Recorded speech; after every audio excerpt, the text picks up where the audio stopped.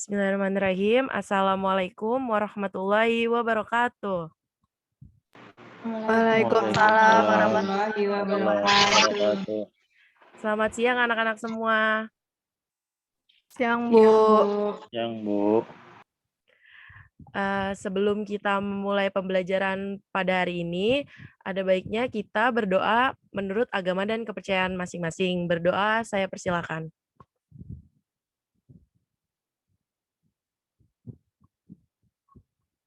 Berdoa selesai. Sebelum kita mulai pembelajaran pada hari ini, boleh saya minta tolong untuk semua peserta yang ada di Zoom untuk mengaktifkan kameranya.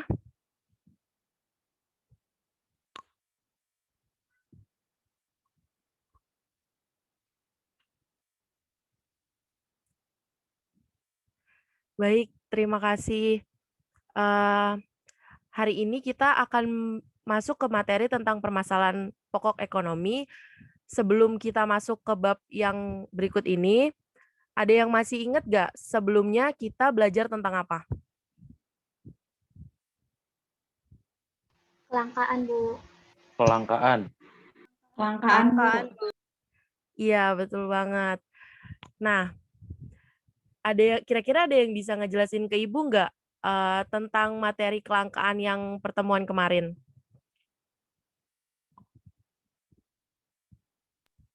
Saya, Bu. Ya, silakan Wildan. Iya, Bu. Kelangkaan adalah kondisi manusia yang memiliki sumber daya yang terbatas untuk memenuhi kebutuhan yang tak terbatas. Adapun penyebab dari kelangkaan ialah keterbatasan benda, pemenuhan kebutuhan di alam. Yang kedua, kerusakan sumber daya alam akibat ulah manusia. Yang ketiga, keterbatasan kemampuan manusia mengolah sumber daya ekonomi yang ada. Dan yang keempat, meningkatkan kebutuhan yang lebih cepat dibandingkan dengan penyediaan sarana pemenuhan kebutuhan, Bu. Terima kasih Wildan. Betul sekali yang telah dijelaskan oleh Wildan.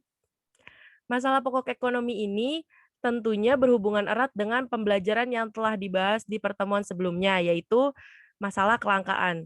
Sebab masalah ekonomi dapat muncul akibat adanya masalah kelangkaan.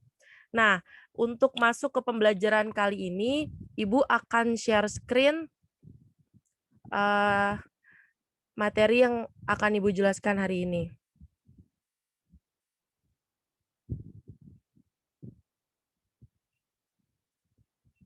Apakah sudah terlihat anak-anak semua? Sudah, Bu.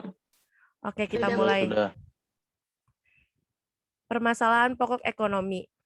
Nah, dalam masalah pokok ekonomi ini terdapat 3, yaitu pilihan, skala prioritas, dan permasalahan pokok ekonomi. Kita mulai pertama dari pilihan ekonomi. Pilihan ekonomi adalah keputusan sadar untuk menggunakan sumber daya ekonomi yang langka dengan cara tertentu.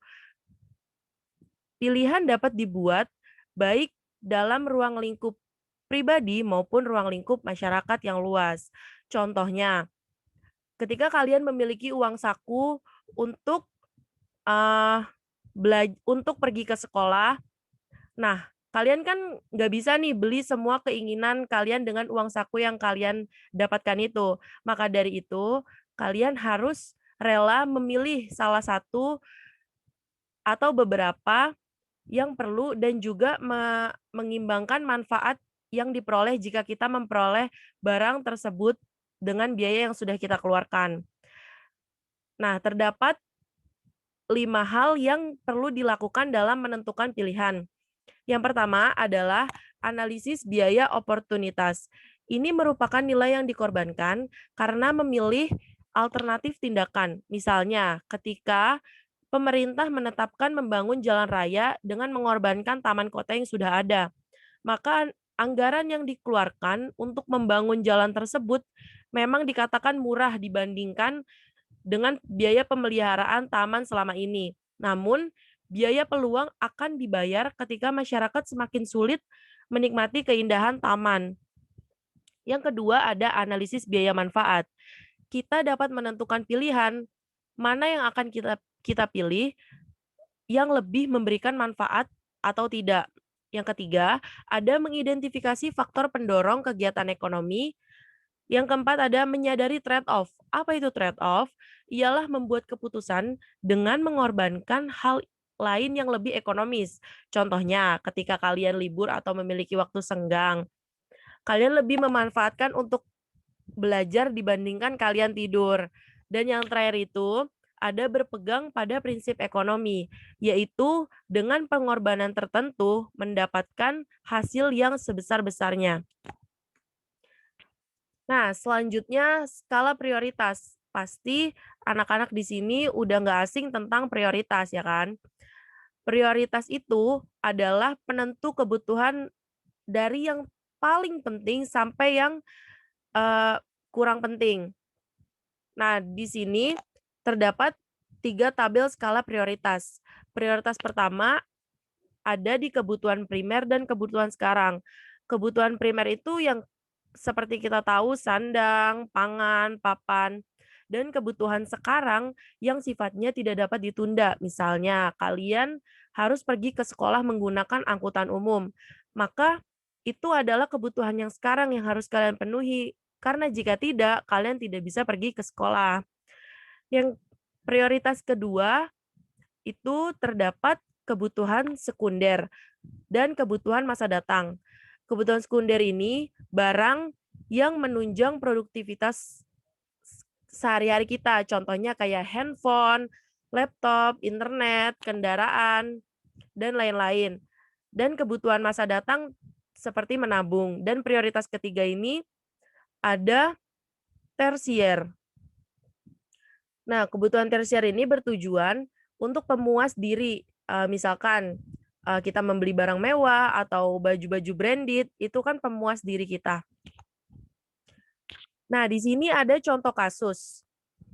Yuki mendapatkan uang saku sebesar 200.000. Ya kan? Nah, uang saku itu hanya dapat memenuhi kebutuhan selama 1 minggu, antara lain untuk transportasi, keperluan sekolah, jajan, dan menabung. Namun, dalam pekan ini, selain pengeluaran rutin, Yuki juga harus membeli buku dan kado ulang tahun untuk sahabatnya Anggia. Kira-kira ada yang bisa ngasih jawaban nggak? Gimana urutan skala prioritas kebutuhan Yuki? Ada yang bersedia menjawab? Saya Bu, dia mau jawab. Silakan Dea. Yang skala prioritasnya itu dari transportasi, karena itu kan kebutuhan sekarang. Terus kedua, kado ulang tahun, membeli kado ulang tahun. Dan karena itu juga kebutuhan sekarang. Terus buku, yang ketiga buku karena kebutuhan sekunder. Itu keperluan sekolah maksudnya, Bu. Terus menabung untuk kebutuhan masa depan, sama yang terakhir jajan karena itu kebutuhan tersier. Terima kasih Dea atas jawabannya. Betul sekali yang dikatakan oleh Dea, bahwa urutan skala prioritas ini, tadi Dea udah mengurutkan berdasarkan tabel yang sudah Ibu jelaskan. Dari mulai transportasi, karena kalau tanpa transportasi, si Yuki ini nggak bisa berangkat ke sekolah. Lalu kado ulang tahun yang memang harus dibeli karena itu adalah kebutuhan sekarang. Lalu yang ketiga ada buku, tabungan, yang terakhir baru jajan. Kita lanjut.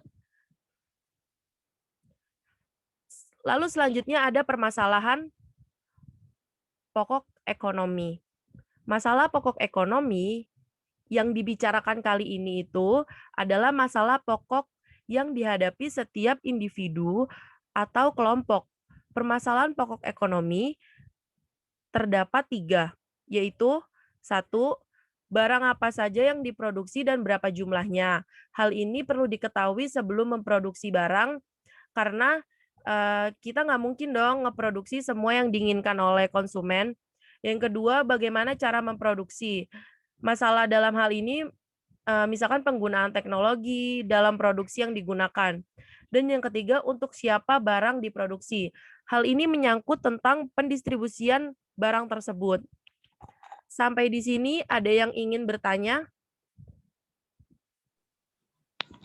Ibu, saya Suci ingin bertanya, Bu. Ya, silakan Suci. Nah, bagaimana jika kita dihadapkan dengan pilihan yang menggunakan angkutan umum ataupun menggunakan kendaraan pribadi?